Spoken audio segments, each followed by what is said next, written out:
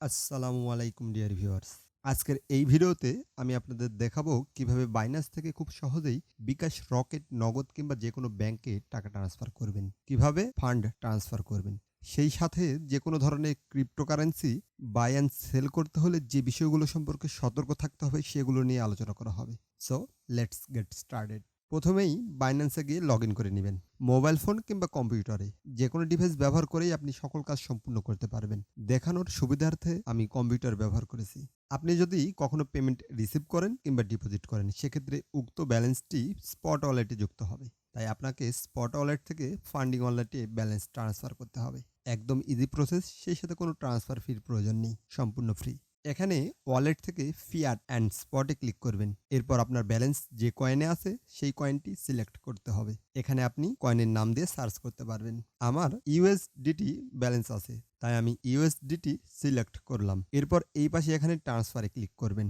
ট্রান্সফারে click করলে দেখবেন from এবং টু নামে দুটি অপশন আছে।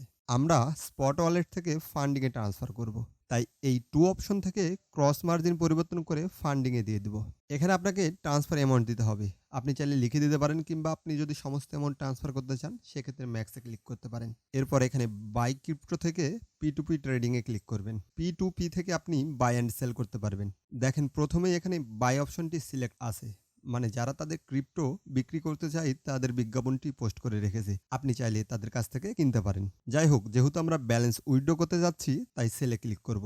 তাহলে যারা ক্রিপ্টো কিনতে চায় তাদের পোস্টগুলো দেখতে পাবো। দেখুন আমার এখানে ইউএসডিটি সিলেক্ট আছে। আপনি যে কারেন্সি বাই অর সেল করতে চান সেটা সিলেক্ট করবেন। এখানে ফিয়াট থেকে যে কারেন্সিতে রিসিভ করতে চান তা সিলেক্ট করতে হবে। বাংলাদেশের জন্য বিডিটি সিলেক্ট করলাম। এখানে পেমেন্ট থেকে যে মাধ্যমে পেমেন্ট রিসিভ করতে চান সেটা সিলেক্ট করতে হবে। যদি ব্যাংকে নিতে চান সেক্ষেত্রে ব্যাংক ট্রান্সফার সিলেক্ট করুন। তাহলে যারা শুধুমাত্র ব্যাংকে পেমেন্ট দিবে তাদের পোস্টগুলো শো করবে। তাছাড়া মোবাইল ব্যাংকিংয়ের অপশন পাবেন, যেমন বিকাশ, নগদ, রকেট সহ অন্যান্য, সেগুলো সিলেক্ট করে দিতে পারেন কিংবা অল পেমেন্ট সিলেক্ট করে রাখতে পারেন। আমি রকেটের মাধ্যমে টাকা রিসিভ করতে যাচ্ছি তাই রকেট সিলেক্ট করলাম। অ্যাভেলেবল রিজনে অল রিজন সিলেক্ট রাখবেন, তাহলে বেশি ক্রেতার পোস্ট শো করবে। এখানে দেখুন যারা রকেটের মাধ্যমে পেমেন্ট দিবে তাদের পোস্টগুলো শো করছে। প্রথমেই দেখতে পাচ্ছি জননী স্টোর নামে একজন আছেন যে প্রতি ইউএসডিটি এর মূল্য ১০০ টাকা ২৩ পয়সা করে দিবে। তার কাছে 260 ইউএসডি আছে এবং তার লিমিট দেখাচ্ছে 500 থেকে 26,000 টাকা। এখানে একটা বিষয় বলে রাখছি, অনেক সময় কেউ কিছুটা বেশি টাকা রেট দিতে চাইবে, কিন্তু বেশি দিতে চাইলেই তাদের কাছে সেল করা যাবে না। আপনি যার কাছে সেল করতে চাচ্ছেন তার প্রোফাইল দেখে সিদ্ধান্ত নেবেন সে ইতিমধ্যে কতগুলো অর্ডার কমপ্লিট করেছে, কমপ্লিশন রেট কেমন, তার সম্পর্কে সবাই কেমন ফিডব্যাক দিয়েছে ইত্যাদি। আমার ক্ষেত্রে জননী স্টোর সবচেয়ে ভালো রেট দিচ্ছে, সেই সাথে 100% অর্ডার কমপ্লিট করেছে, তাই আমি তাকেই বেছে নিলাম। আপনি আপনার মতো যাচাই করে বেছে নেবেন। এরপর সেল ইউএসডিটিতে ক্লিক করলাম। এরপর সেলিং পেজে আপনি বায়ারের টার্মস অ্যান্ড কন্ডিশন দেখতে পাবেন। দেখুন এখানে বায়ার লিখেছেন পার্সোনাল অ্যাকাউন্ট নাম্বারে টাকা দেওয়া হবে এবং পয়সা অর্ডার করতে মানা করেছে, কারণ রকেটে পয়সা ট্রান্সফার করা যায় না। তো এখানে আপনার বায়ার কি বলতেছে একটু দেখে নেবেন।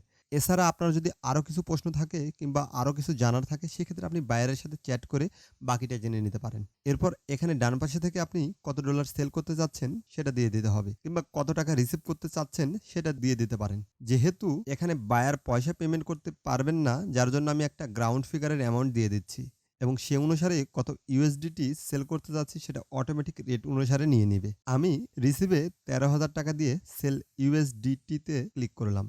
এখানে আমাকে দেখাচ্ছে অ্যাড প্রাইস পরিবর্তন হয়েছে, রিফ্রেশ করতে হবে। তার মানে অনেক সময় আপনি একটা দাম দেখে সেল করতে গেলেন এবং বায়ারের সাথে কথা বলা কিংবা আপনার এই প্রসেসগুলো কমপ্লিট করতে গেলে কিছুটা সময় প্রয়োজন হতে পারে এবং সেই সময়ের মধ্যে যদি দামটা আপডেট হয় সেক্ষেত্রে আপনি আগের দাম পাবেন না, সেটা কিছুটা কম কিংবা বেশি হয়ে নতুন দাম আপডেট হবে। দাম যদি আপডেট হয় সেক্ষেত্রে আপনাকে অটোমেটিক রিফ্রেশ করতে হবে এবং রিফ্রেশ করার সময় আপনি নতুন দামটি দেখতে পাবেন। আপনি চাইলে তখন সেল করতে পারেন কিংবা নাও করতে পারেন, সমস্যা নেই। তবে এই দামের উঠানামা খুব সামান্য হয়, কয়েক সেন্ট মাত্র, যেটা আপনার বড় অ্যামাউন্ট না হলে খুব বেশি পার্থক্য তৈরি করে না। আমি প্রতি ইউএসডিটি ১০০ টাকা ২৩ পয়সা মূল্যে সেল করতে গিয়েছিলাম, কিন্তু আমাকে দেখালো দামটি পরিবর্তন হয়েছে।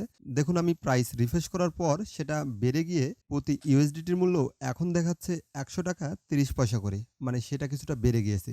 এবার আমি সেল ইউএসডিটিতে আরও একবার ক্লিক করলাম। আপনার ক্ষেত্রে যদি দাম কমে যায় সেক্ষেত্রে আপনি অন্য বায়ারকে সেল করতে পারেন কিংবা অন্য কোনো সময়ে বেশি দামে সেল করতে পারেন। এরপর আমাকে সরাসরি অর্ডার পেজে নিয়ে এসেছে। এখানে প্রথমে দেখাচ্ছে পেন্ডিং বায়ার পেমেন্ট। বায়ারের হাতে ১ ঘন্টা সময় আছে পেমেন্ট করার জন্য। এরপর নিচে অর্ডার সম্পর্কে আরো কিছু ইনফরমেশন আছে।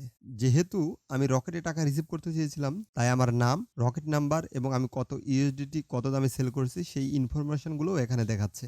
এবং সতর্কতা হিসাবে দেখাচ্ছে after confirming the payment be sure to click the payment received button. মানে টাকা রিসিভ না করা পর্যন্ত পেমেন্ট রিসিভডে ক্লিক করবেন না।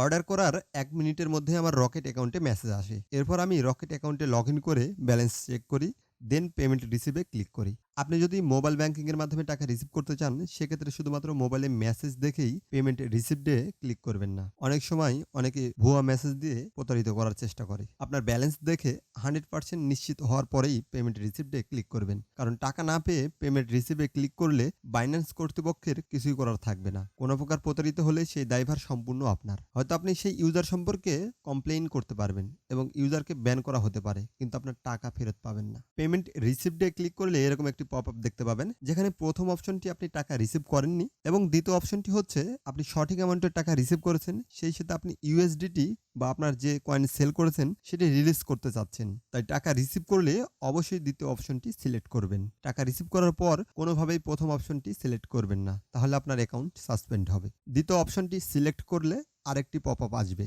যেহেতু আমার অ্যাকাউন্টে 2 ফ্যাক্টর অথেন্টিকেশন এনাবেল করা আছে, তাই এখানে অথেন্টিকেটর কোডটি দিতে হবে। কোড দিয়ে সাবমিট করলাম, সাথে সাথেই অর্ডারটি সম্পূর্ণ হলো। এরপর আপনি চাইলে বায়ারকে রিভিউ দিতে পারেন।